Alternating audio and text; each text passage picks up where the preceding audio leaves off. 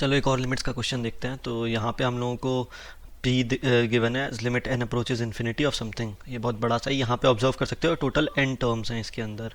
Right देखो ये last term जो है ना -n+1, this is nothing but minus of n-1। ठीक है, तो ये 1 2 अप टू n-1 जाएगा, तो n-1 टर्म्स इधर होगा और 2 की पावर 0 वाला जो टर्म है, तो टोटल n टर्म्स हैं यहाँ पे। ठीक है, तो अब इसको सिंप्लीफाई करते हैं, ऐसे टाइप के क्वेश्चंस को कैसे सॉल्व करते हैं। तो let's look at the answer to this problem. तो ये जो 1/n² है ना, तो इस चीज़ को पूरे चीज़ को सिंप्लीफाई करके मैं कैसे लिख सकता हूँ, मैं दिखाता हूँ तुम लोगों को। I can write this p is equal to limit as n approaches infinity of n+2^0/n multiplied by n+2^-1/n plus n+2^-2/n up to n+2^-n-1/n। ठीक है, और ये सब चीज़ होगा रेज की पावर n पे। ठीक है, तो इसमें क्या किया मैंने बेसिकली, ये जो n की पावर -n² था, इसको मैंने लिख दिया 1/n²। राइट, तो ये हो जाएगा 1/n की पावर n। राइट, तो इस चीज़ को मैं लिख सकता हूँ 1/n up to n times, है ना, और उसकी पावर n। तो बेसिकली वो डिनोमिनेटर में ले जा गया और सबको एक एक बार मैंने, हर टर्म को जो भी n टर्म्स है सबको एक एक बार मैंने n दे दिया उसके डिनोमिनेटर में। तो इसको थोड़ा सिंप्लीफाई करके मैं क्या लिख सकता हूँ, limit as n approaches infinity of 1+2^0/n 1+2^-1/n 1+2^-2/n up to 1+2^-n-1/n। Right, इसकी पावर n पे, है ना। तो थोड़ा सा हैंडराइटिंग ख़राब हो रहा है यहाँ पे।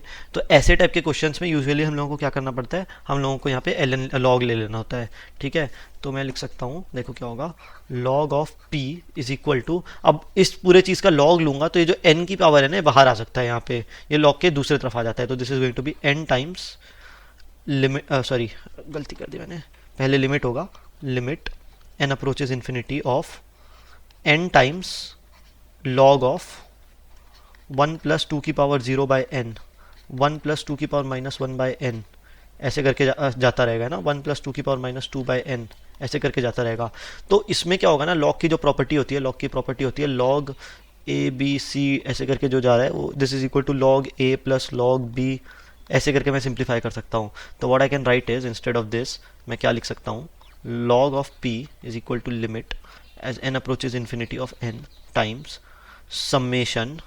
ठीक है, r गोज फ्रॉम 0 से लेकर n-1 तक log of 1+2^r 2^-r sorry 2^-r/n।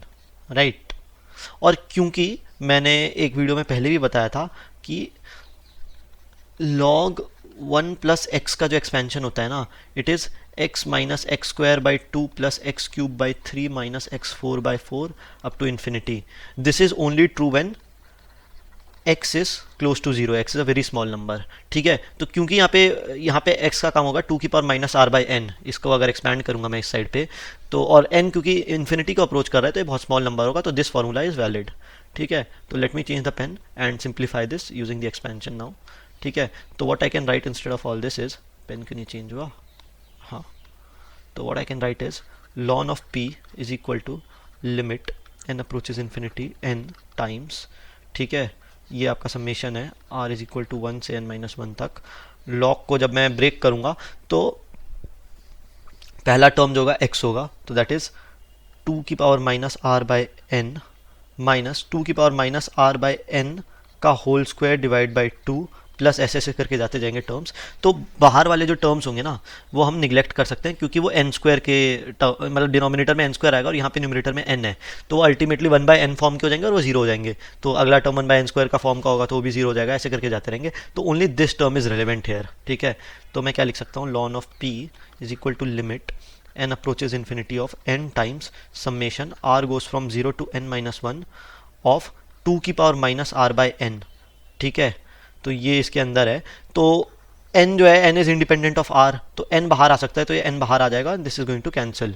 ठीक है, तो I am going to be left with ln p is equal to limit as n approaches infinity of summation r goes from 0 to n-1 of 2^-r that is 1/2^r। Right, तो इसको ज़रा simplify करूँ ज़रा RHS को, ln p is equal to 1/2^0 1 plus 1/2^1 plus 1/2^2, ये जो है up to 1/2 की पावर एन माइनस वन तक जाएगा, और एन जो है एन अप्रोचेज इन्फिनिटी है यहाँ पे, तो ये बेसिकली इन्फिनिटी तक जाएगा। 1/2 की पावर जीरो जो होता है वन होता है, तो ये एक जीपी बन गया।